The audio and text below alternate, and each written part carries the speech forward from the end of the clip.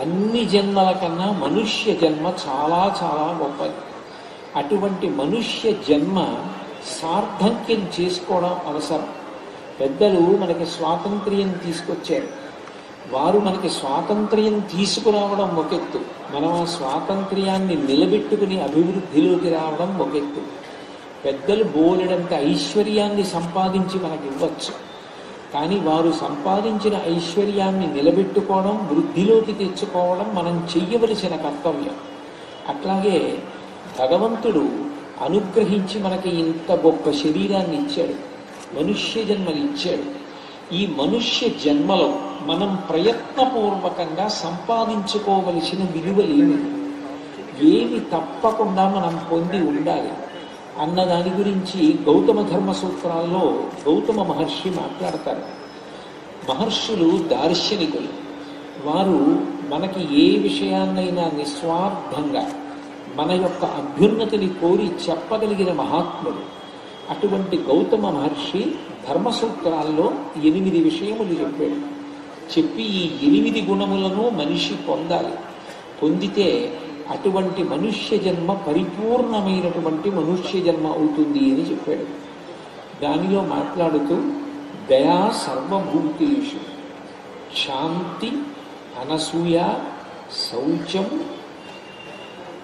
అనుద్వేగం, దానితో పాటుగా మనిషి పొంది ఉండవలసినది మాంగల్యం, అకార్పణ్యం, అస్పృహ, చేష్టద, ఆత్మగుణా అన్నాడు. ఈ 8 కూడా మనిషి పొందవలసినటువంటి ఆత్మగుణములు. ఈ 8 గుణములు ప్రయత్నపూర్వకంగా పొందడానికి ప్రయత్నం చేయకపోతే భగవంతుడు ఎంత గొప్ప జన్మ అయినటువంటి మనుష్య జన్మ ఇచ్చినప్పటికీ దాన్ని సార్థక్యం చేసుకోవడం సాధ్యం కాదు. విలువ సంతరించుకోవడము అన్న మాటకు అర్థం ఏమిటంటే, మీరు ఏ ప్రయత్నం చేత ఎన్ని గుణములను పొందుతారో ఆ గుణముల చేత విలువ పెరుగుతుంది. చూడండి, అదే కాగితం, రూపాయి కాగితం, అదే కాగితం 10 రూపాయల కాగితం ఉంటుంది, 50 రూపాయల కాగితం ఉంటుంది, 100 రూపాయల కాగితం ఉంటుంది, ఇంకా ఎక్కువ కూడా ఉంటాయి.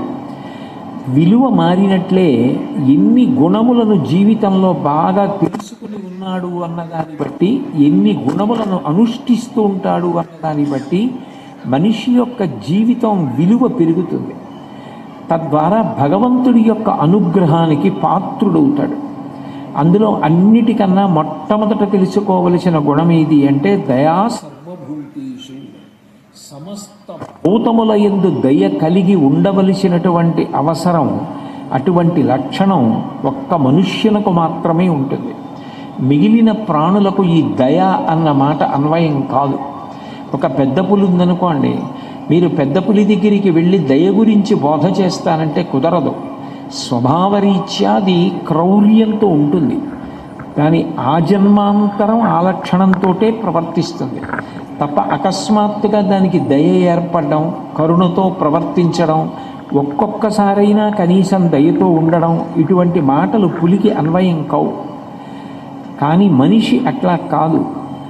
సాటి మనుష్యుల పట్ల కాదు, దయా సర్వభూతేషు, సమస్త ప్రాణుల యందు ప్రేమతో ఉండవలసిన అవసరం ఉన్న ప్రాణి మనుష్యుడు.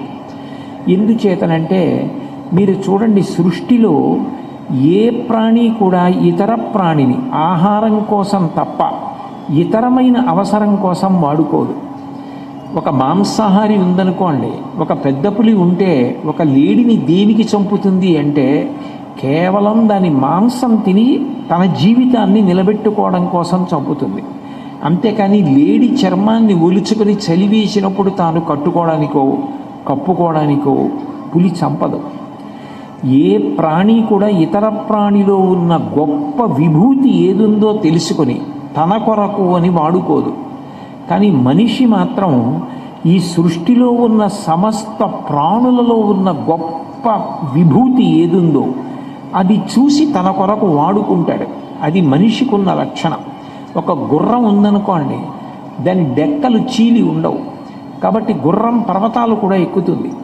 గుర్రం పర్వతాలు కూడా ఎక్కగలదు అని గుర్రం మీద కూర్చొని పర్వతాలు కూడా ఎక్కగలిగినటువంటి లక్షణం మనిషికి ఉంటుంది. మనిషి గుర్రాన్ని వాడుకుని తాను శ్రమ పడకుండా కొండెక్కుతాడు. గాడిద బరువు మోస్తుంది కాబట్టి ఆ గాడిద మీద బరువు వేసి తాను మోయవలసినటువంటి బరువుని గాడిద చేత మోయిస్తాడు. అంటే గాడిదలో ఉన్నటువంటి బరువు మోయగలిగిన విభూతిని తాను వాడుకుంటున్నాడు. ఒక కుక్క ఉంది, ఆ కుక్కకి విశేషమైనటువంటి విశ్వాసం ఉంటుంది. దానికి ఉన్న ప్రేమ చెప్పడం సాధ్యం కాదు, అంత ప్రేమ ఉంటుంది కుక్కకి. అటువంటి కుక్కని వీధిలో విడిచిపెట్టి తలుపులన్నీ వేసేసి తాను లోపలికి వెళ్ళి పడుకుంటాడు. ఎంత చలిగా ఉండనివ్వండి, కుక్క రాత్రంతా ఇంటి చుట్టూ తిరుగుతూ ఎక్కడైనా కొంచెం అలికిడైతే యజమానికి ఇబ్బంది కలుగుతుందేమో, యజమాని ఇంట్లో ఉన్న వస్తువులు ఎత్తుకుపోతారేమో అని అరిచి వచ్చిన వాడి మీద కలియబడుతుంది. అంత విశ్వాసం కుక్కది. తెలంగాణ సారస్వత పరిషత్ వారు పరిణత వాక్కులు అని ఒక మంచి గ్రంథాన్ని ప్రచురించారు. అందులో చాలా కాలం పాటు, సుదీర్ఘకాలం పాటు తెలుగు భాషకి సాహిత్య రంగంలో సేవ చేసినటువంటి మహానుభావుల యొక్క ఆత్మకథతో కలిపి వారి జీవితానుభవాల్ని వ్యాసాలుగా ప్రచురింపజేశారు. అందులో ఉడయవర్లు అని గొప్ప పాత్రికేయులైన ఆయన ఒక వ్యాసాన్ని రచించారు. ఆ వ్యాసంలో ఆయన ఒక మాట చెప్పారు. చిన్నతనంలో ఆయన వేరొక ఊరిలో చదువుకుంటూ ఉండేవారు. చదువుకుంటున్న రోజుల్లో, ఆయన 7వ తరగతిలో ఉన్న రోజుల్లో ఎవరింట్లోనో కుక్క ఈనితే బొద్దుగా ఉన్న కుక్క పిల్లని తెచ్చుకుని కొన్నాళ్ళు సెలవులకు వచ్చినప్పుడు ఇంట్లో పెంచుకున్నారు. ఆ తర్వాత ఆయన చదువుకోవడానికి మళ్ళీ పక్క ఊరు వెళ్ళిపోయారు.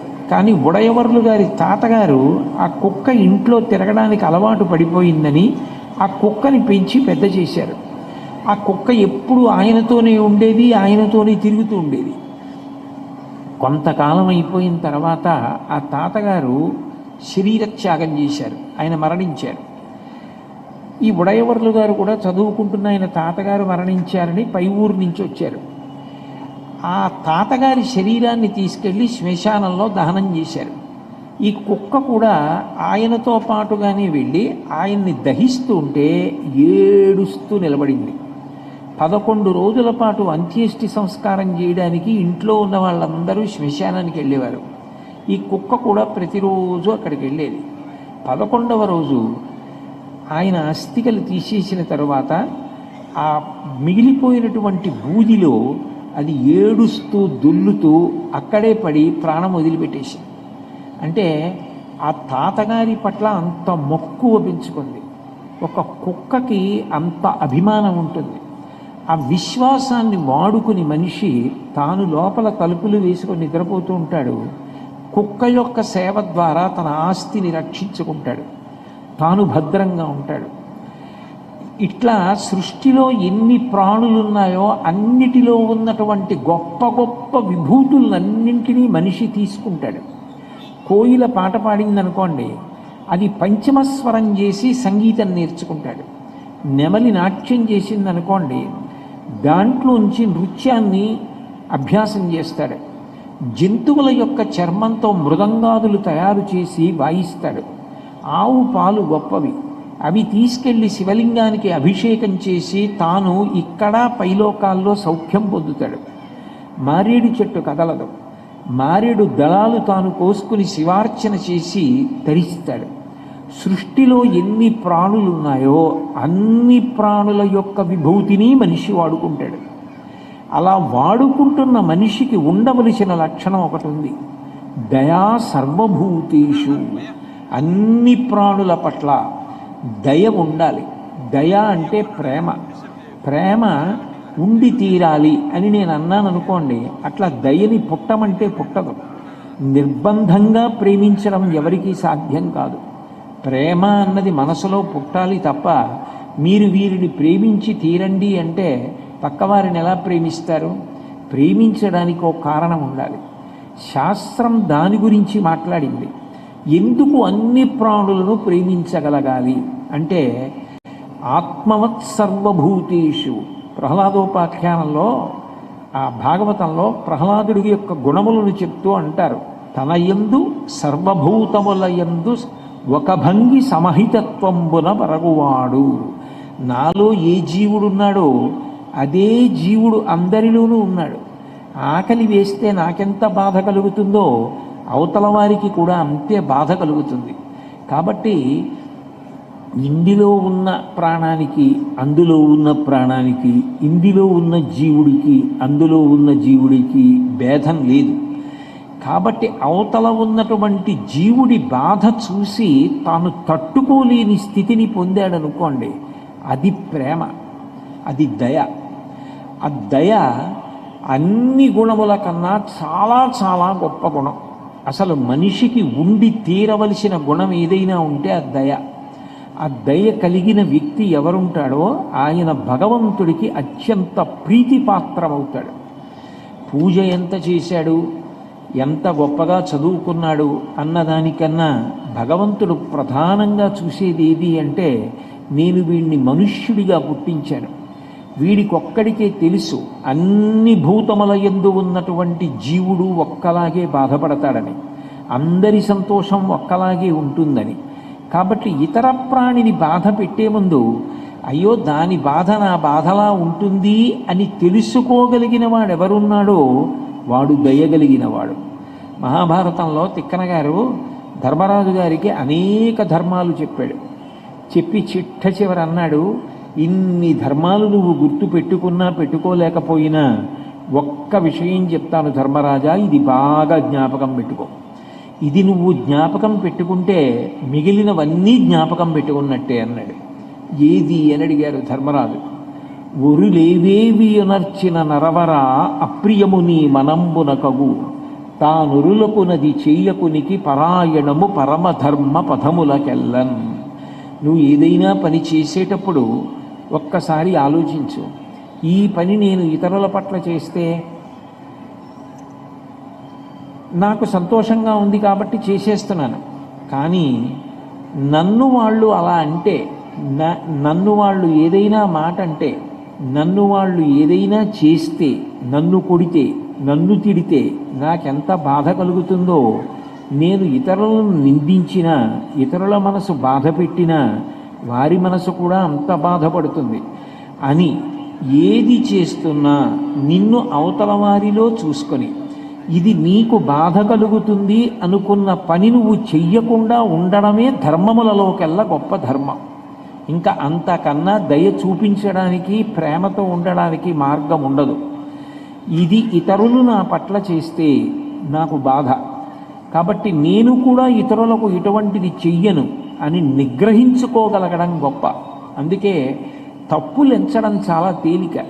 తప్పులిన్నువారు తండోపతండంబులుర్విజనులకెల్లా ఉండు తప్పు, తప్పులిన్నువారు తమ తప్పులెరుగరు విశ్వదాభిరామ వినురవేమ అంటాడు వేమన.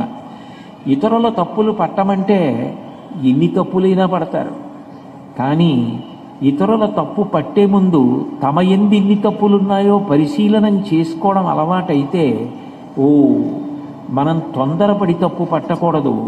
తప్పు పట్టడానికి ముందులో అవతల వారి వ్యక్తిత్వం ఏమిటో, వారి యొక్క జీవన విధానం ఏమిటో, వారు ఎంత ఉపకారం చేసిన వారో తెలుసుకుని మనం ప్రవర్తించాలి తప్ప అదే పనిగా తప్పు పట్టడం గొప్ప కాదు.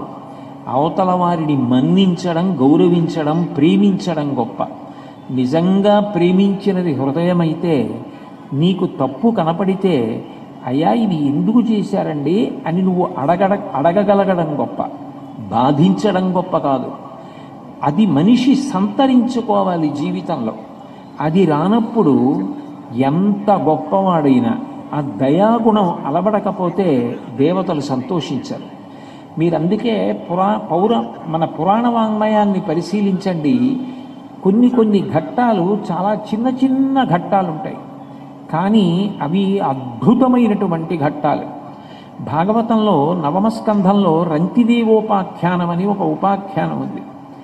రంతిదేవుడు గొప్ప మహారాజు. ఆయన ఒకానొకప్పుడు రాజ్యంలో కాటకం, అనావృష్టి ఏర్పడిన కారణం చేత తినడానికి కూడా ఏమీ లేదు. చాలా కాలం ఏమీ తినకుండా ఉండిపోయాడు. ఎట్టకేలకి ఆయనకి తినడానికి కొంత పదార్థం దొరికింది.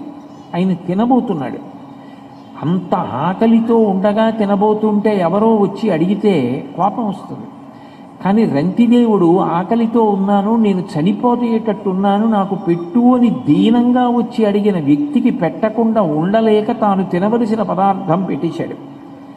కొద్దిగా నీళ్లున్నాయి, అవి త్రాగబోతుంటే ఇంకెవరో వచ్చి ఆ నీళ్లు అడిగారు. ఆయన నా దగ్గర నీళ్లు మాత్రమే ఉన్నాయి, ఇవే ఇవ్వగలను అనలేదు.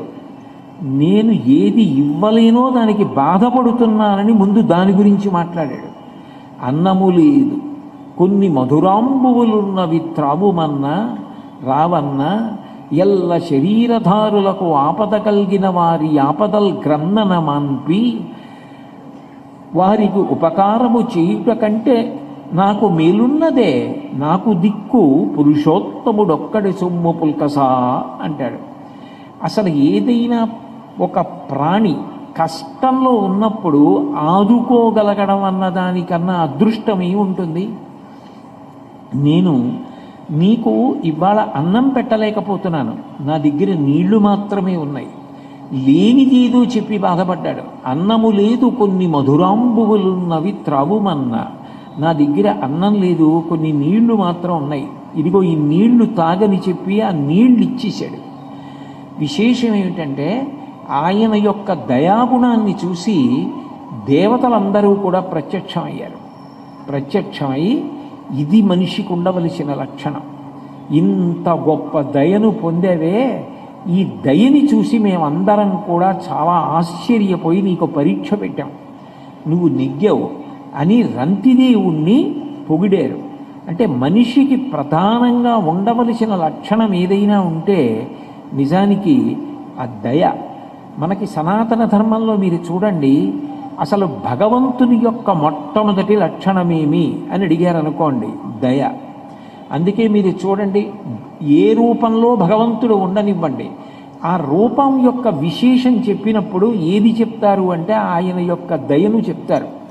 రామచంద్రమూర్తి అన్నారనుకోండి, శ్రీ రఘురామచారు తులసీదలధామ శమక్షమాది శృంగార గుణాభిరామ త్రిజగన్నుత శౌర్య రమాలలామ దుర్వార కబంధ రాక్షస విరామ జగజ్జన కల్మషర్ణవోత్తారకనామ భద్రగిరి దాశరథి కరుణాపయోనిధి అంటారు. దయకి సముద్రం వంటి వాడు భగవంతుడు. సముద్రం యొక్క లోతు తెలుసుకుందామని ఒక ఉప్పు బొమ్మ ప్రయాణం చేసి లోపలికి వెళ్ళిందనుకోండి, అది బయటికి వచ్చి చెప్పలేదు ఇంకా. ఎందుకంటే సముద్రం యొక్క లోతు తెలుసుకుందామని ప్రయాణం మొదలుపెట్టినటువంటి ఉప్పు బొమ్మ బయటికి వచ్చే లోపల సముద్రంలో తాను కరిగిపోయినట్టు, భగవంతుని యొక్క దయాగుణాన్ని తెలుసుకునే ప్రయత్నం చేసినటువంటి మనిషి ఆయన యొక్క దయ యందు కరిగిపోతాడు. సముద్రమంత లోతైన దయగలిగిన వాడా అంటారు.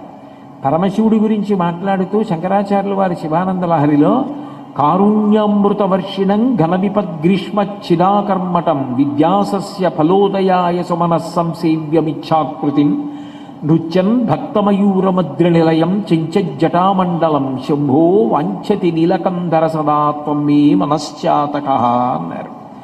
కారుణ్యామృత వర్షిణం, కరుణ అనే వర్షాన్ని కురిపిస్తూ ఉంటాడట శివుడు. అంత దయగలిగిన వాడు పరమాత్మ. నిజానికి అంత దయ భగవంతుడికి లేకపోతే మీరు ఆలోచించండి, ఒక ప్రాణి పుట్టేటప్పటికి ఆయన ముందు సిద్ధం చేస్తున్నది ఏది అంటే ఆహారాన్ని సిద్ధం చేస్తున్నాడు. తండ్రి కోట్లకు పడగలెత్తినవాడు కావచ్చు, కానీ ఒక పిల్లవాడు పుట్టేటప్పటికి తల్లి స్తన్యమునందు పాలు ఊరకపోతే ఆ పిల్లవాడు ఎట్లా బ్రతుకుతాడు? అది మనిషే కాదు, పంది పిల్ల కావచ్చు, కుక్క పిల్ల కావచ్చు, అవి పాలు త్రాగాలి అంటే ఆ తల్లి ఏదైనా తినచ్చుగాక, కానీ అవి పాలుగా మారి పిల్లలకి పట్టి పోషించుకుంటోంది. పిల్లలకి ఎలా తెలిసింది? ఆ స్తన్యమును నోట్లో పెట్టుకుంటే పాలు వస్తాయని. పందికి ఎలా తెలిసింది పిల్లలకి పాలు ఇవ్వాలని? ఎవరు ఆ రెండిటిలోకి ప్రవేశించి పోషణ చేస్తున్నాడు? ఎవరు ఆ సమయంలో పంది పిల్లలతో ఉన్నప్పుడు దాని యందు తిన్న ఆహారాన్ని పాలగా మార్చి పిల్లలు బ్రతికేటట్టు చేస్తున్నాడు? ఎన్ని కోట్లకు పడగలెత్తినవాడు తండ్రి అయినా అన్నం తీసుకొచ్చి పసిబిడ్డకు పెట్టలేడు కదా. తల్లి పాలివ్వాలి. ఏ పరమేశ్వరుడు ఈ సృష్టినంతటినీ నిర్వహిస్తున్నాడు. ఆరణ్య పర్వంలో మహాభారతంలో అంటారు, శాకాహారులున్నాయి, మాంసాహారులున్నాయి. మాంసాహారులు బ్రతకాలి అంటే ముందు శాకాహారులు బ్రతకాలి.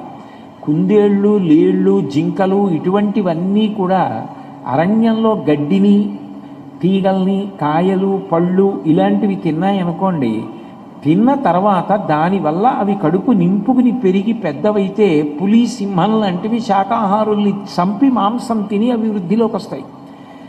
అసలు వర్షం కురిపించి సూర్యకిరణముల ద్వారా కిరణజన్య సంయోగక్రియ చేసి ఇన్ని మొక్కలు పెరిగేటట్టు చేసిన వాడెవరు? పక్క పక్కనే కుంకుడి చెట్టు, మామిడి చెట్టు ఉంటే మామిడి చెట్టుకి తీయటి పళ్ళిచ్చి కుంకుడి చెట్టుకి చేదుకాయలు కాయిస్తున్నవాడెవరు? మల్లె పువ్వులో అంత సువాసన నింపినవాడెవడు? బురదలో పుట్టిన తామర పువ్వులో తేనె నింపినవాడెవరు? సమస్త ప్రాణులు ఎన్ని తప్పులు చేసినా అన్నం పెట్టి తిన్న అన్నం పప్పు, కూర, పులుసు, పచ్చడి కలిపి తినేసి కక్కినది మళ్ళీ తానే తినడం. అటువంటి పదార్థాన్ని లోపల కూర్చుని అహం వైశ్వానరో భూత్వా ప్రాణినాం దేహమాశ్రిత ప్రాణాపాన సమాయుక్తం పచాన్యన్నం చతుర్విధం అని జీర్ణం చేస్తున్నవాడెవరు? రాత్రి నిద్రపోతూ ఉంటే మీరు ఈ ఉపన్యాసం చెప్పండి అంటే నేను చెప్పలేను నిద్రలో. కానీ నేను నిద్రపోతున్నప్పుడు నా గుండె కొట్టుకునేటట్టు చేసిన వాడెవరు? నా మూత్రపిండములు పనిచేసేటట్టు చేసిన వాడెవరు? ఎవరి శాసనం అయితే ఇక ఆ గుండె కొట్టుకోవట్లేదు? 1,000,000 మంది వైద్యులు కూడి వచ్చిన కాని మరణమయ్యడి వ్యాధి మాన్పలేరు. ఎంతటి కరుణామూర్తి పరమేశ్వరుడు! భగవంతుడు అంత కరుణ కలిగినవాడు, గురువులు అంత కరుణ కలిగినవాడు. అందుకే శంకరాచార్యుల వారి గురించి చెప్తూ శృతి స్మృతి పురాణానాం ఆలయం కరుణాలయం నమామి భగవత్పాద శంకరం లోకశంకరం అంటారు.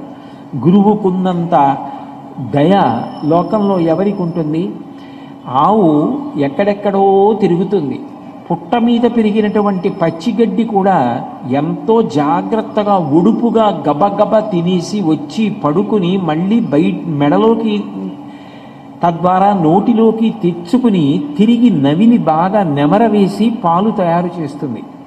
సాయంకాలం అయ్యేటప్పటికి దూడ వచ్చి పొదుగులో శిరమలను నోటితో పట్టుకుని చంపరించి 4 మాటలు గుద్దేటప్పటికి పాలు విడిచిపెట్టేస్తుంది.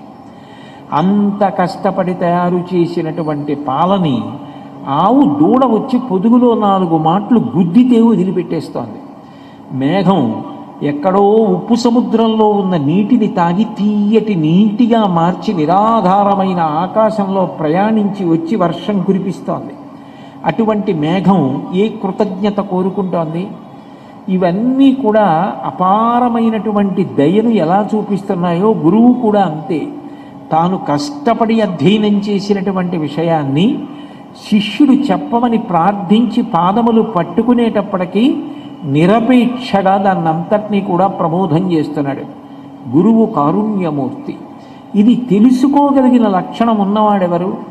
ఈ సృష్టిలో అటువంటి లక్షణము ఉన్నవాడు మనుష్యుడొక్కడే. ప్రయత్నపూర్వకంగా మనిషి దయను సంపాదించుకోకపోతే మనిషికి రాక్షసునికి మధ్యలో వ్యత్యాసం ఉండదు. ఎందుకనంటే కలియుగంలో రాక్షసులకు ఉపాధి లేదు. రాక్షసులు ఎక్కడ ఉండాలి అంటే మనిషి మనసులో ఉంటారు. ప్రయత్నపూర్వకంగా మనిషి దయను సాధించుకోలేదనుకోండి, ఆ కరుణ, ఆ ప్రేమ అన్నది అలవాటు చేసుకోకపోతే, ఇతరుల కష్టం చూసేటప్పటికీ తన మనసు కదలకపోతే అటువంటి వ్యక్తి యొక్క జీవితం క్రమక్రమంగా స్వార్థంతో రాక్షస జీవితంగా తయారైపోతుంది. అందుకే అన్ని గుణములలోకి గొప్ప గుణం ఏది అంటే దయాగుణం. నిజానికి దయాగుణం సాధించగలిగినంత విజయం ఇక ఏ గుణము కూడా సాధించలేదు. నేను మీకు ఒక ఉదాహరణ చెప్పాలి అంటే, తూర్పుగోదావరి జిల్లాలో ఒక మహాతల్లి ఉండేవారు, డొక్కా సీతమ్మ గారని. ఆవిడ పరమదయ కలిగినటువంటి తల్లి. ఒకనకొకప్పుడు బొంబాయిలో ధనగుప్తుడు అని ఒక వ్యాపారస్తుడు ఉండేవాడు. ఆయన బంగారం వజ్రాల వ్యాపారం చేసేవాడు. ఆయనకి వరహాల శెట్టి అని ఒక కొడుకు, ఒకే ఒక్క కొడుకు లేక పుట్టాడు. ఆయన తండ్రి గారు చేస్తున్న వ్యాపారంలో వస్తున్న విశేషమైన లాభాలు చూసి మెల్లిగా దుర్వ్యసనాలకి లోనైపోయి ఆయన ఐశ్వర్యాన్నంతటినీ కూడా పాడు చేసేసి ఆఖరికి భార్యని కొడుకుని కూడా వదిలిపెట్టేస్తే ఆ ధనగుప్తుడు కోడల్ని మనవల్ని చూసుకోకపోతే మర్యాద కాదని వాళ్ళిద్దరినీ తన దగ్గర పెట్టుకుని పెంచి పెద్ద చేస్తున్నాడు. ఈ వరహాల శెట్టి మెల్లిమెల్లిగా దురభ్యాసాలకి ధనం కావలసి వచ్చి దొంగతనాలు కూడా చేయడం మొదలుపెట్టాడు. రక్షక భటులు తన కోసం తిరుగుతున్నారని తెలిసి భయపడి బొంబాయి నగరాన్ని విడిచిపెట్టేసి మెల్లగా ఆంధ్రప్రదేశ్ చేరుకుని ఆంధ్రప్రదేశ్లో ఆ లంకల గన్నవరం అంటారు, చిన్న పల్లెటూరు, అక్కడ డొక్కా సీతమ్మ గారు నిరతాన్నదాత. ఆవిడ ఎప్పుడూ అందరికీ అన్నం పెడతారని మెల్లిగా ఆవిడ ఇంటిలో చేరి ప్రతిరోజు ఆవిడ ఇంట్లో భోజనం చేస్తూ ఉండేవాడు. ప్రశాంతంగా గడిచిపోతోంది. కొన్నాళ్ళు అయిన తర్వాత దురభ్యాసాలు జ్ఞాపకానికి వచ్చాయి. మళ్ళీ తాను ఇంతకుముందు ఏ దురలవాట్లకి అలవాటు పడిపోయాడో అవి జ్ఞాపకానికి వచ్చి అవి లేకుండా ఉండలేక డబ్బు కావలసి వచ్చి రాత్రి అందరూ పడుకుని ఉండగా ఇన్నాళ్ళు అన్నం పెడుతున్నటువంటి డొక్కా సీతమ్మ గారి పట్టుచీర పెరట్లో దండెం మీద ఆరేసి ఉంటే ఆ పట్టుచీర తీసి మూట కట్టుకుని వెళ్ళిపోతుంటే అక్కడ పడుకున్న వారి యొక్క శరీరాన్ని తొక్కాడు. వాళ్ళు లేచి దొంగ దొంగ అని పట్టుకుని బాగా కొట్టి ఓ స్తంభానికి వేసి కట్టేశారు. తెల్లవారుజామున డొక్కా సీతమ్మ గారి నిద్ర లేచి చూస్తే స్తంభానికి కట్టబడి ఉన్నాడు. ఎందుకు కట్టేశారని అడిగారు ఆవిడ. వీడు రాత్రి అమ్మ మీ పట్టుచీర దొంగతనం చేశాడు, అందుకని కట్టేశారు, తెల్లవారిన తర్వాత వీడిని రక్షక భటులకు అప్పజెప్పేస్తారు అన్నారు. ఆవిడ విపరీతంగా ఏడ్చి, అయ్యో నాయనా నిన్ను ఇంత కొట్టారా, ఒంటి మీద వాతలు తేలాయా, ఏ తల్లి కన్న బిడ్డవో మీ అమ్మ ఎంత ఏడుస్తుందో తెలిస్తే అని కట్లు విప్పి తీసుకొచ్చి కూర్చోపెట్టి ఒళ్ళంతా నూనె రాసి వేణీళ్లు పోసి తలస్నానం చేయించి భర్తగారిని పిలిచి పట్టుపంచి ఇప్పించి కట్టుకొమ్మని కళ్ళంబట నీళ్లు పెట్టుకుని కడుపు నిండా భోజనం పెట్టి, నాయనా మీ అమ్మ ఎక్కడ ఏడుస్తోందోరా, ఇట్లాంటి పనులు చీకు, ఇక పైన నువ్వు జాగ్రత్తగా బతకమని భర్తగారితోటి ఆ రోజులలో 50 రూపాయలు ఇప్పించారు ఆవిడ. ఇప్పిస్తే ఇన్నాళ్ళు మారకుండా దురభ్యాసాల వెంట తిరిగినటువంటి ఆ వరహాల శెట్టి డొక్కా సీతమ్మ గారి యొక్క దయ, ఆవిడ ప్రేమని చూసి మారిపోయాడు. అమ్మ జీవితంలో నేను ఇంక ఇటువంటి తప్పు చెయ్యనమ్మా అని చెప్పి బొంబాయి వెళ్ళిపోయి బొంబాయిలో మళ్ళీ తండ్రి దగ్గర చేరి వ్యాపారం చేసుకొని భార్యని కొడుకుని వృద్ధిలోకి తెచ్చుకొని చాలా డబ్బు సంపాదించి మళ్ళీ డొక్కా సీతమ్మ గారి దర్శనం కోసమని వచ్చాడు. కానీ అప్పటికే ఆ తల్లి శరీరం వదిలిపెట్టేశాడు. తెలిసి ఎంత ఏడ్చాడో. దయా అన్న గుణం అంత గొప్పది. అటువంటి దయాగుణం కూడా ఒక్కొక్కసారి అసూయకి లోనవుతుంది. ఆవిడకి ఇంత పేరు ప్రతిష్టలు వస్తున్నాయని సోదమ్మ గారని ఒక ఆవిడ నిష్కారణంగా ఆవిడ మీద న్యాయస్థానంలో వ్యాజ్యం తీసుకొచ్చి ఎట్లాగైనా డొక్కా సీతమ్మ గారిని బాధ పెట్టాలి. ఎందుకు అంటే ఆవిడికి కీర్తి ప్రతిష్టలు వస్తున్నాయి, అందుకనే ఆవిడ మీద ఒక వ్యాజ్యం వేసి న్యాయస్థానంలో ఆవిడ్ని బాధ పెట్టాలనుకుంది. కానీ డొక్కా సీతమ్మ గారి కీర్తి ప్రతిష్టలు తెలుసుకున్న న్యాయమూర్తి ఆ రోజుల్లో నరసాపురం జడ్జి గారు మారువేషంలో లంకలగన్నవరం వచ్చి ఊరంతా తిరిగి డొక్కా సీతమ్మ గారి పేరు ప్రతిష్టలు ఆవిడ యొక్క మంచితనం తెలుసుకొని అక్కడ తిరుగుతూ ఈ సోదమ్మ గారు ఏ కారణానికి అటువంటి వ్యాజ్యం తీసుకొచ్చిందో తెలుసుకొని మరునాడు న్యాయస్థానం అక్కడే పెట్టి డొక్కా సీతమ్మ గారిని న్యాయస్థానానికి పిలిపించడానికి ఇష్టపడక లంకలగన్నవరంలోనే న్యాయస్థానం ఏర్పాటు చేసి సోదమ్మ గారిని శిక్షించబోతే తెలుసుకున్న డొక్కా సీతమ్మ గారు వెళ్ళి ఆవిడని శిక్షించవద్దు, 10 మందిలో తిరిగే ఆవిడ బాధపడుతుందని ఆవిడ్ని క్షమించమని న్యాయమూర్తిని అడిగింది. ఆవిడ యొక్క దయాగుణానికి ఆశ్చర్యపోయిన న్యాయమూర్తి, ఇటువంటి ఉత్తమురాలు మీద నువ్వు న్యాయస్థానంలో వ్యాజ్యం తీసుకొచ్చి బాధపెట్టావు, ఇప్పటికైనా నీ బుద్ధి మార్చుకుని సక్రమంగా ప్రవర్తించడం నేర్చుకోమని సోదమ్మ గారికి చెప్పి డొక్కా సీతమ్మ గారిని నిర్దోషిగా ప్రకటించి ఆమె పెట్టినటువంటి భోజనం చేసి న్యాయమూర్తి వెళ్ళిపోయారు. అంత దయాగుణంతో ఇంటికొచ్చిన ప్రతి వారికి కూడా ఆమె ఏదో ఒకటి పెడుతుండేవారు. అటువంటి డొక్కా సీతమ్మ గారిని 1903 సంవత్సరం జనవరి 1వ తారీఖున, ఆ రోజుల్లో 7వ ఎడ్వర్డ్ పట్టాభిషేకం చేసుకుంటూ, నా పట్టాభిషేకానికి లంకలగన్నవరం నుంచి డొక్కా సీతమ్మ గారిని తీసుకురమ్మని ఆ రోజుల్లో కలెక్టర్కి ఫోన్ చేస్తే, కుగ్రామం లంకలగన్నవరానికి వెళ్ళి డొక్కా సీతమ్మ గారిని, అమ్మ మిమ్మల్ని ఎడ్వర్డ్ మహారాజు పట్టాభిషేకానికి ఆహ్వానిస్తున్నారు రమ్మంటే, అయ్యో నేనేమిటి నాయనా రావడం, నేను రాను, నేను ఇవన్నీ కోరుకోలేదు, నాకు ఏ విధమైన గుర్తింపు అక్కర్లేదు, సన్మానాలు అక్కర్లేదు, సత్కారాలు అక్కర్లేదు, నేను కేవలంగా మనిషిగా పుట్టినందుకు ఇటువంటి దయాగుణంతో ప్రేమతో ప్రవర్తించి 10 మందికి పెట్టాను తప్ప నేను అటువంటి ఉత్సవాలకి రాలేను అని ఆవిడ చెప్తే, ఆ రోజులలో కింగ్ ఎడ్వర్డ్ ఆమె చిత్తరు అంటే కనీసం ఆమెది ఒక ఛాయాచిత్రం ఫోటో తీసి పంపించమంటే, కలెక్టర్ గారి జడ్జిని తీసుకొచ్చి ఆయన సమక్షంలో ఆవిడది ఫోటో తీయించి పంపిస్తే, కింగ్ ఎడ్వర్డ్ 1903 జనవరి 1న పట్టాభిషేకం చేసుకునేటప్పుడు డొక్కా సీతమ్మ గారి యొక్క చిత్రపటాన్ని సోఫాలో పక్కన పెట్టుకుని పువ్వులు వేసి నమస్కారం చేసి పట్టాభిషేకం పొందాడు. అంటే దయాగుణం అనేటటువంటిది ఎంత గొప్పగా మారుస్తుందో, దయని మించినటువంటి గుణం మనిషి యందు ఉండవలసింది ఇంకొకటి ఉండదు. మనిషి విలువను పొందాలి అంటే దయను పొంది ఉండాలి. ఆ దయ కేవలము తనకి ఉపకారం చేసిన వాళ్ళకి తిరిగి ఉపకారం చేయడం దగ్గర ఆగిపోతే ఒక ఎత్తు, తనకి అపకారం చేసిన వాడికి కూడా ఉపకారం చేయగలిగితే ఆ దయాగుణానికి హద్దు లేదు. ఉపకారికి ఉపకారము విపరీతము కాదు చేయ వివరింపంగా, అపకారికి ఉపకారము నెపమెన్నక చేయువాడు నెర్పరి సుమతి అంటాడు సుమతీ శతక కర్త. కథంచిదుపకారేణ కృతే నైకేన తుష్యతి నస్మరత్యపకారణం శతమప్యాత్మవత్తయ అంటారు రామాయణంలో రాముడి గురించి చెప్తూ. రాముడికి తెలిసో తెలియకో అనుకోకుండా ఒక చిన్న ఉపకారం చేసినా గుర్తుపెట్టుకుని మళ్ళీ మళ్ళీ మళ్ళీ మళ్ళీ ఆ ఉపకారం ఎవరు చేశారో వాళ్ళని పొగుడుతూనే ఉంటాట. కావాలని అపకారం చేసినా కూడా ఎప్పుడు వాళ్ళ పేరు ఎత్తడం కానీ, వాళ్ళ మీద కోపం పెట్టుకోవడం కానీ, వాళ్ళు పాడవ్వాలని కోరడం కానీ ఎన్నడూ రాముడు చెయ్యట. అందరి పట్ల ప్రేమతో ఉంటాడు.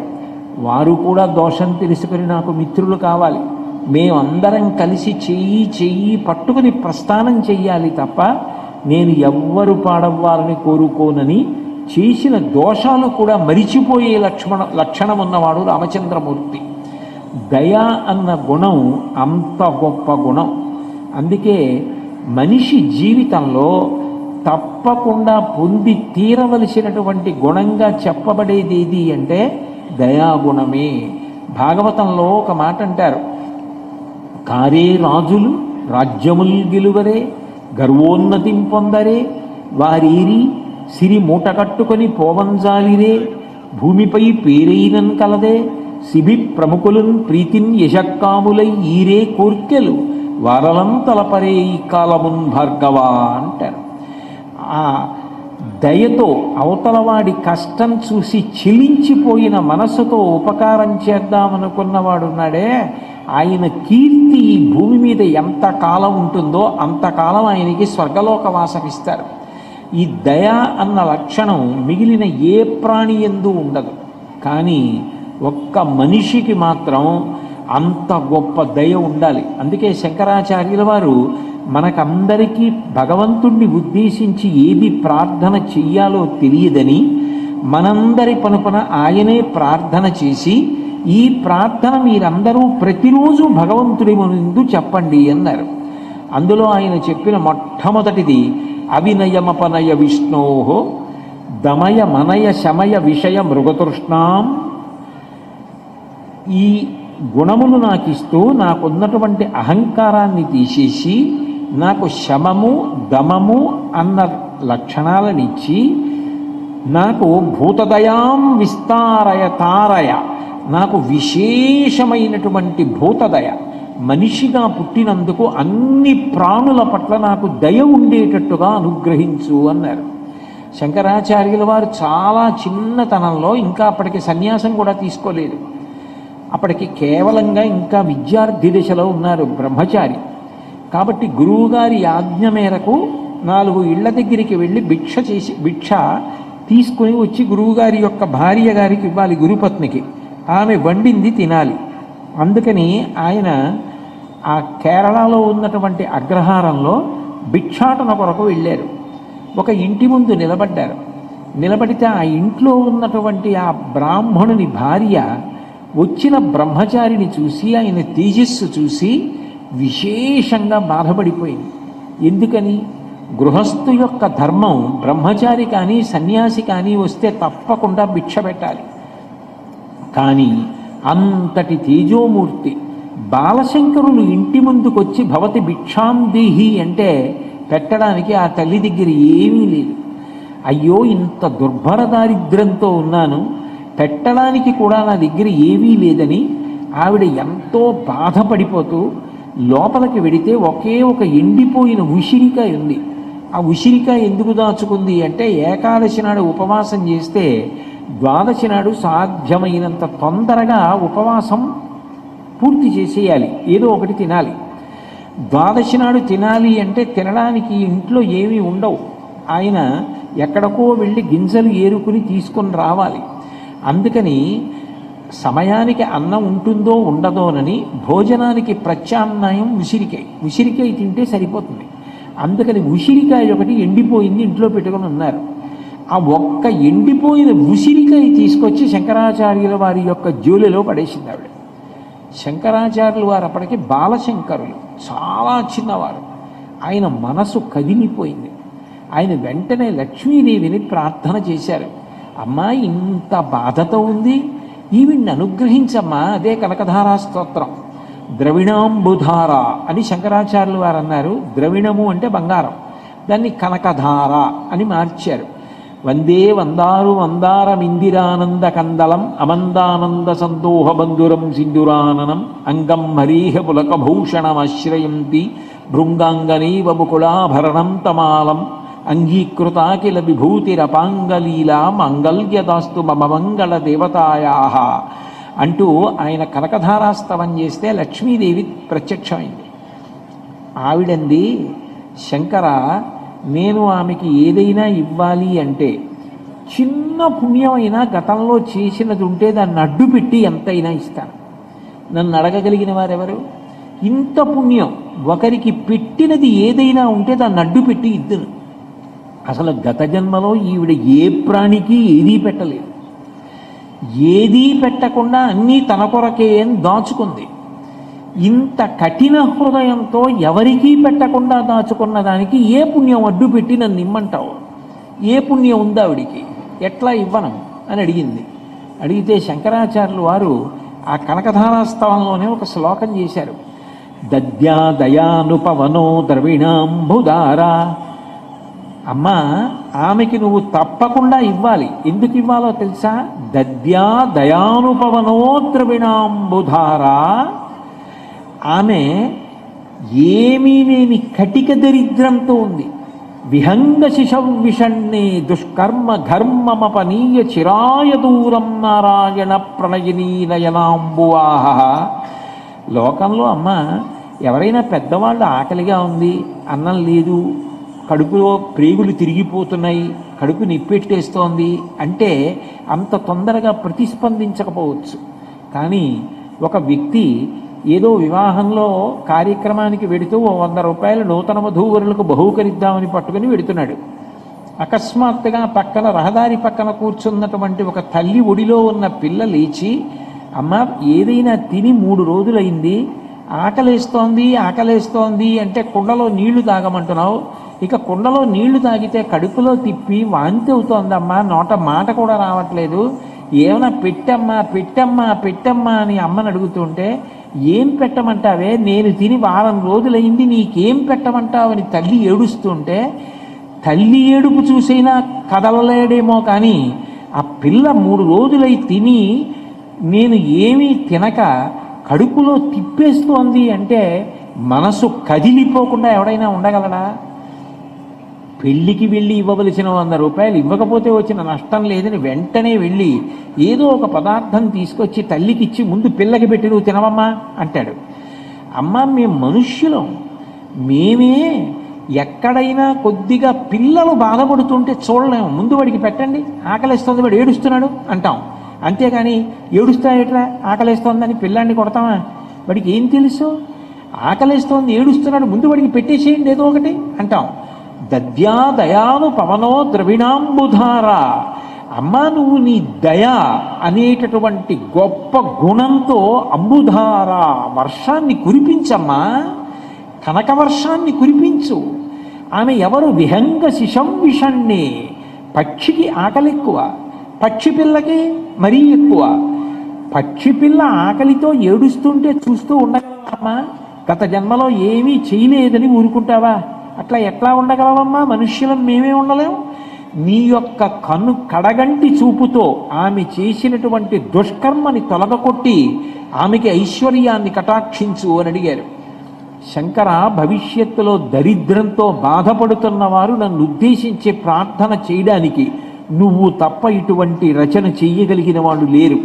నీతో చెప్పించాలని నేను ఇవ్వలేదు తప్ప నువ్వు ఎప్పుడు అడిగావో అప్పుడే ఇచ్చేస్తున్నానని చెప్పి అమ్మవారు ఇంచుమించుగా గంట పైచిలకు బంగారు ఉసిరికలు కురిపించింది. ఆ తల్లి ఎండిపోయిన ఉసిరికాయ శంకరాచార్యుల వారి జోలిలో వేసింది కాబట్టి బంగారు ఉసిరికలు కురిపించింది. ఇప్పటికీ స్వర్ణతుమనాయ్ అన్న పేరుతో ఆ ఇల్లు కావు అంటారు కేరళలో అగ్రహారాన్ని. ఆ అగ్రహారంలో ఉంది. నేను కేరళ వెళ్ళినప్పుడు వెతుక్కుంటూ వెళ్ళాను ఆ ఇంటికి. వెళ్ళి ఆ ఇంట్లో ఉన్నవారిని అడిగితే, అవునండి మా పూర్వతరాల్లో పెద్దావిడ ఇక్కడ ఉసిరికాయ పెట్టిందని, అందుకే బంగారు ఉసిరికలు కురిశాయని చెప్తారు. అందుకే ఇప్పటికీ అక్కడ ఉన్నటువంటి ద్వారం మీద స్వర్ణతుమనాయ్ బంగారు ఉసిరికలు కురిసిన ఇల్లు అని ఉంటుందని పెద్ద మేడ. అక్కడ నిలబడి కనకధారా స్తవం చేసి వచ్చాం కూడా మేమందరం. కాబట్టి దయ, శంకరాచార్యుల వారు అంత దయ కలిగినటువంటి మహానుభావుడు. నిజంగా నాబోటిగాడు కాశీ వెళ్ళి అన్నపూర్ణమ్మ ముందు నించున్నాను అనుకోండి, అమ్మ నాకు అన్నం పెట్టు, నా భార్యకి అన్నం పెట్టు, నా బిడ్డలకు అన్నం పెట్టు అంటారు. అదే శంకరాచార్యుల వారైతే మాతాచ పార్వతీదేవి పితాదేవో మహేశ్వర బాంధవా శివభక్తాశ్చ స్వదేశో భువనత్రయం అన్నారు. అమ్మ, మా అమ్మ పార్వతీదేవి, మా నాన్నగారు పరమశివుడు, 3 లోకములు నా కుటుంబం, ఏదమ్మా అన్నం పెట్టన్నారు.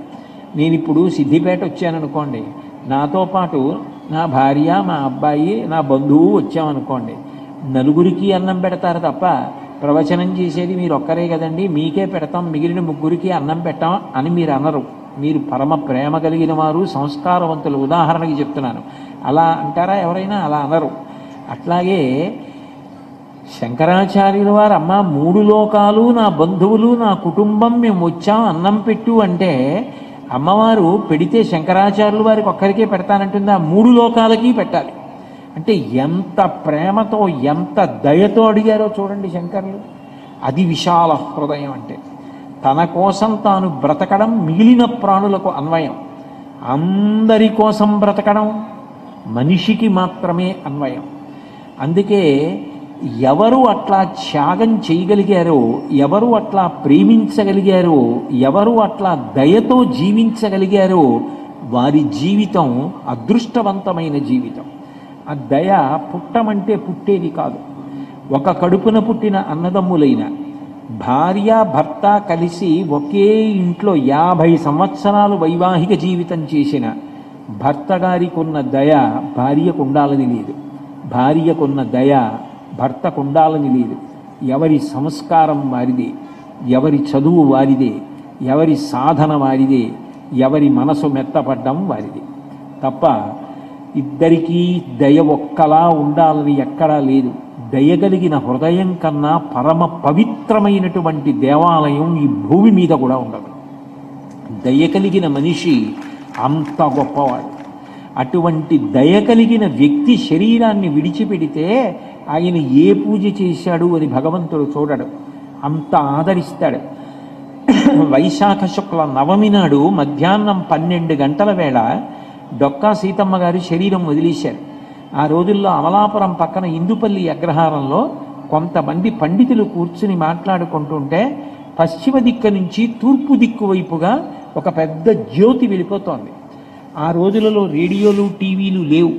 ఆ పండితులు చూసి గుర్తుపట్టి, ఇంత గొప్పగా జ్యోతి వెడుతోంది అంటే ఎవరో మహాతల్లి శరీరం విడిచిపెట్టింది, ఎవరో మహాపురుషుడి శరీరం విడిచిపెట్టాడు, ఆత్మజ్యోతి వెళ్ళిపోతోందని గుర్తుపెట్టారు. భగవాన్ రమణ మహర్షి అరుణాచలంలో శరీరత్యాగం చేసినప్పుడు ఎలా ఆయన ఆత్మజ్యోతి వెళ్ళిందో, 10 మందికి బ్రతికున్నంతకాలం అన్నం పెట్టిన డొక్కా సీతమ్మ గారి శరీరం వదిలిపెట్టినప్పుడు ఆవిడ ఆత్మజ్యోతి ఆకాశంలో అలా వెళ్ళింది. అంటే దయగలిగిన ప్రాణి అంత గొప్పవాడు. భగవంతుడు వచ్చే జన్మలో ఐశ్వర్యం ఇవ్వడానికి ఏం చూస్తాడు అంటే, పరాశర భట్టర్లు శ్రీగుణరత్న కోశంలో ఒక మాట అన్నారు, యద్భ్రూభంగాః ప్రమాణం స్థిరచరరచనా తరతంయే మురారీ వేదాంతాః తత్వచింతాంబురభిదురసి యత్ పాదచిన్మైత్తరంతి భోగోపోద్ఘాతకైళీచులికిత భగవత్వైశ్వరూప్యానుభావ సానశ్రీః అస్పృణీతాం అమృతలహరిధీలంఘనీయైః అపాంగైః అన్నారు. బ్రహ్మగారు లక్ష్మీదేవి కొడుకు కదూ, మరి నారాయణమూర్తి కొడుకంటే లక్ష్మీదేవి కొడుకే. ఆయన సృష్టి చేసేటప్పుడు అందున ప్రత్యేకించి మనుష్య జన్మలో పుర్రె చేత్తో పట్టుకుని ఆ పుర్రెకి ఆయుర్దాయం అవి రాసిన తర్వాత ఐశ్వర్యము ఎంత ఇవ్వాలి అన్నప్పుడు తల్లి లక్ష్మీదేవి వంక చూస్తాట. గత జన్మలో ఆ పుర్రె ఏ పేరు కలిగినది అని అడుగుతుంది ఆవిడ. అడిగితే అమ్మ ఈ పుర్రె ఫలానా పేరున్నది, వీడు అంత గొప్పగా ఒకళ్ళకి పెట్టినవాడమ్మా, 10 మందికి పెట్టి బ్రతికినవాడు, అంత దయ కలిగినవాడు, అంత ప్రేమ కలిగినవాడు, ఇతరుల కష్టానికి కనీసం కంటి వెంట నీటి బిందువు రాగలిగినవాడు. అంతేకాని ఇతరులు కష్టపడుతుంటే పరమ క్రూరంగా తాను తీర్పులు చెప్పేటటువంటి అధముడు కాడు. అంత ప్రేమ కలిగిన వాడమ్మా అని ఆ పేరు చెప్పగానే అమ్మవారు అంటుందిట, ఓ అని కనుబొమ ఎత్తుతుందిట. ఏమి పెట్టాడన్నది చూస్తుంది, అది కూడా దేశకాలములను చూస్తుంది. ఎవరినో పిలిచి అన్నం పెట్టడం వేరు, ఆకలితో ఉన్నవాడికి అన్నం పెట్టడం. భగవంతుణ్ణి నమ్ముకున్న పరమ భాగవతోత్తముడైన వాడు ఇంటికొచ్చి అన్నం తినడం ఎంత గొప్ప విషయాలు. అదేమైనా చిన్న విషయమా? ఆయన ఇందుకు వస్తాడు, ఆయనకి ఏం కావాలి? భగవంతుణ్ణి నమ్ముకున్న ఒక భాగవతోత్తముడు ఇంట్లోకి వస్తూ ఉంటే సింహాసనంలో రోజు అర్చింపబడుతున్నటువంటి భగవంతుడు తలెత్తి చూస్తాట, ఇన్నాళ్ళకి కదురా నువ్వు ఒక మంచి పని చేశావు, ఒక మహాపురుషుడు నన్ను నమ్ముకున్నవాడు ఇంట్లోకి వస్తున్నాడని. ఆయన వచ్చి గుక్కెడు నీళ్లు తాగి వెళ్ళిపోతే చాలు. భాగవతంలో అంటారు, ఊరక రారు మహాత్ములు వారథముల ఇండ్ల కొడకు వచ్చుటలెల్లన్ కారణము మంగళములకు మీరొచ్చుట శుభము మాకు నిజము మహాత్మా అంటారు. ముక్తినే ఏ పని లేకుండా అవతల వారింట్లో ఏదో తిందామని ఏదో తాగుదామని ఎవరొస్తారు? ఎందుకొస్తారు? పరమ భాగవతోత్తములైన వారికి అదే పనిగా ఇతరుల ఇళ్ళకి వెళ్ళి తినే అలవాటు ఉంటుందా? ఆయన ఏ భగవత్కార్యం మీద వచ్చాడో ఆ భగవత్కార్యం మీద వచ్చినటువంటి వాడికి పెట్టినది ఏది ఉందో ప్రేమతో అది అక్షయమవుతుంది. అదే సామాన్యమైన విషయం కాదు. అందుకని యద్భ్రూభంగాః ప్రమాణం. అమ్మా గత జన్మలో వాడు పెట్టినవాడమ్మా, అవతల వారి కష్టం వినేటప్పటికీ వాడి మనసు కదిలిపోయేదమ్మా, బాధపడిపోయేవాడమ్మా అని ఆ పేరు చెప్పగానేట లక్ష్మీదేవిలా కనుబొమ ఎత్తుతుందిట. ఆవిడ కనుబొమ ఎత్తితే అది ప్రమాణం చేసి బ్రహ్మగారు ఈ జన్మలో అంత ఐశ్వర్యం ఇస్తాట. యద్భ్రూభంగాః ప్రమాణం స్థిరచరరచనా తారతంయే మురారే వేదాంతాః తత్వచింతాంబురభిదురసి యత్పాదచిన్మైత్తరంతి భోగోపోద్ఘాతకైళీచులికిత భగవత్వైశ్వరూప్యానుభావ సానశ్రీః అస్ఫురణీతాం అమృతలహరిధీలంఘనీయైః అపాంగైః అంటారు. అందున ఒక్కొక్క కాలంలో ఏ మహాపురుషుడికి మీరు పెట్టామనుకున్నదో మీరు పెట్టినది కాదు, ఆయన తిన్నది కాదు. కానీ మీరు నిజంగా త్రికరణ శుద్ధిగా ఆయనకి పెట్టాలి అని అనుకున్నారు. ఆయన తినలేదు, ఆయన మీ ఆతిథ్యం పుచ్చుకోలేదు. కానీ మీరు పెడదాము అని అనుకున్నంత మాత్రం చేత భగవంతుడు మీకు అంత గొప్ప సౌభాగ్యాన్ని ఇస్తాట. దానికి పెద్ద ఉదాహరణ సుందరకాండ. హనుమ 100 యోజనముల సముద్రాన్ని దాటి వెళ్ళిపోతుంటే అకస్మాత్తుగా మైనాకుడు పైకి లేచి నిపత్యమమ శృంగేషు విశ్రమస్వ యథాసుఖం అన్నాడు. నాయనా హనుమ, మీ తండ్రి గారైనటువంటి వాయుదేవుడు ఒకానొకప్పుడు ఇంద్రుడు పర్వతాలకున్న రెక్కలనన్నింటినీ వజ్రాయుధంతో తెగకోస్తుంటే నేను ఎగరలేకపోతే భయపడితే నన్ను తీసుకెళ్లి సముద్రంలో పారేస్తే పాతాళ ద్వారానికి అడ్డంగా పడ్డాను, నా రెక్కలు మిగిలాయి. కాబట్టి ఆ వాయుదేవుడి యొక్క కుమారుడివి నువ్వు, ఆత్మావై పుత్రనామాసి, తండ్రికి కొడుక్కి అభేదం. కాబట్టి నీకు నేను ప్రత్యుపకారం చెయ్యాలి. కృతీచ ప్రతికర్తవ్యం యశధర్మ సనాతన. ఇది ఈ దేశం యొక్క గొప్పతనం. ఉపకారం చేసిన వాడి పేరు గుర్తు పెట్టుకుని తిరిగి ఉపకారం చేస్తారు. కాబట్టి నేను ఉపకారం చేయాలి. ఒక్కసారి నా కొండ శిఖరం మీద వాలవయ్యా, 4 పళ్ళు తినవయ్యా, కొద్దిగా తేనె తాగి వెళ్ళవయ్యా అంటే ఆయన ప్రీతోస్మి కృతమాతిథ్యం మంజురేషోపనీయతాం తరతే కార్యకాలో మే హస్యాప్యతివర్తతే ప్రతిజ్ఞాత భయాదత్తానస్తాతవ్య విహాంతరే. నేను బయలుదేరి వెళ్ళేటప్పుడు రామచంద్రమూర్తి చేతి బాణం ఎలా వెడుతుందో అలా వెడతానని ప్రతిజ్ఞ చేశాను. యథా రాఘవ నిర్ముక్త శరశ్వసన విక్రమ గచ్చేతద్గమిష్యామి లంకాం రావణపాలితాం నహి ద్రక్ష్యామి ఇది లంకాయాం జనకాత్మజాం అనేనైవ హి వేగేన గమిష్యామి సురాలయం బద్ధ్వా రాక్షసరాజేణ మానయిష్యామి రావణం సర్వదా కృతకార్యోసామేష్వామి సహసీతయా. రామచంద్రమూర్తి తన వెనకాతల కట్టుకున్నటువంటి అక్షయ బాణతూణీరంలో ఉన్న బంగారు బాణాన్ని తీసి చేతికున్నటువంటి కోదండము యొక్క వింటినారికి సంధించి ఆకర్ణాంతంలాగి విడిచిపెట్టబడినటువంటి బాణం లక్ష్యం మీదకి వెళ్ళి మాత్రమే పడుతూ మధ్యలో ఎట్లా ఆగదో అట్లా పెడతానని ప్రతిజ్ఞ చేశాను. కాబట్టి నేను మధ్యలో నువ్వు నాకు ఆతిథ్యం ఇస్తానంటే ఆగను, కాంచన లంక వరకు వెళ్ళవలసినది అని హనుమ వెళ్ళిపోతుంటే ఆ మైనాకుడు ఆశ్చర్యపోయి నమస్కరిస్తే ఒక్కసారి చేతితో ముట్టుకుని వెళ్ళిపోయారు.